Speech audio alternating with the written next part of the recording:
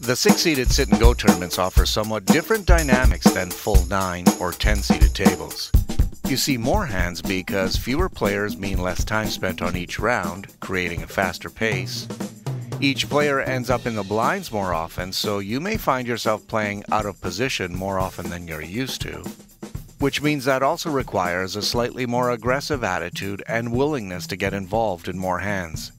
You can see the 6-seated sit-and-go tables in the Paddy Power Poker lobby here just by looking at the number of seats available. So let's look at a hand that I played from the small blind in the early stages of this Paddy Power Poker sit-and-go tournament. Jack-9 offsuit is a good drawing hand, but I don't want to call pre-flop raises with it in the early stages unless the odds to do so show some potential. However, in this hand it is folded to me, and I decided to actually just fill up the small blind. Normally this is either a fold or a raise here, but the player in the big blind has been playing quite tight, and I expect a check with a view to keeping this pot small unless I make a big hand. Check he does, and the pot is now 80. We both see the flop of Jack of clubs, Ace of spades, and the 10 of clubs. I have hit second pair here, and I think this should be a bet now as I act first. The problem is, without much thought, I decided to check instead. That gave my opponent an invitation to bet, and he does just that, half the pot. Because I didn't bet first, it's more difficult to know where he is in the hand. But because he has been playing so tight, I do not think he would bet with nothing. I decide to flat call. The pot is now 160. The turn card is the 9 of spades. Now, even though I hit 2 pair here, I wouldn't get too excited about it because not only does this help a straight draw, it adds another flush draw. I do not want to play for a big pot here, and I've actually gotten myself into a muddy situation. I'm just checking again. My opponent now bets out 120, making the pot 280. I am getting better than 2-to-1 odds, but the board is very dangerous.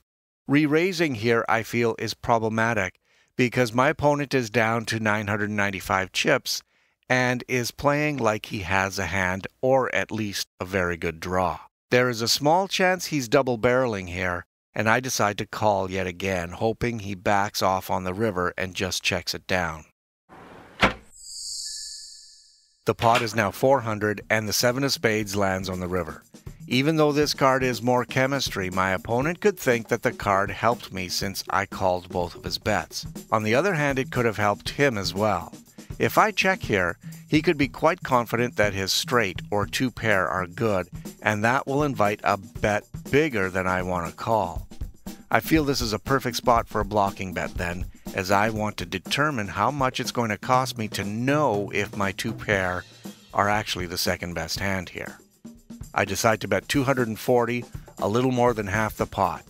The only way I win this hand here is if he only has maybe paired his ace, which is a reasonable line for him.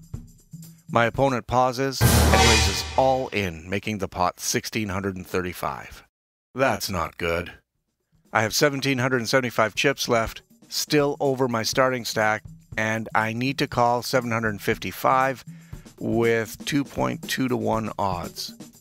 Given the board chemistry, my opponent's profile, and his reaction to my blocking bet, this is a clear but sad fold to me. Since I still have a healthy stack, if I fold at this early stage, it's much better to wait for another opportunity. Keep in mind, most of your opponents will actually call this and lose, so I think his re-raise is a very good play. Me, on the other hand, I botched this hand from the start by not leading the betting. The best play I made was using the blocking bet on the river, which rather much determined for me at a price I was willing to pay that I was beat. Okay, thanks for watching. For more sit-and-go strategy hands, visit the Poker School at paddypowerpoker.com.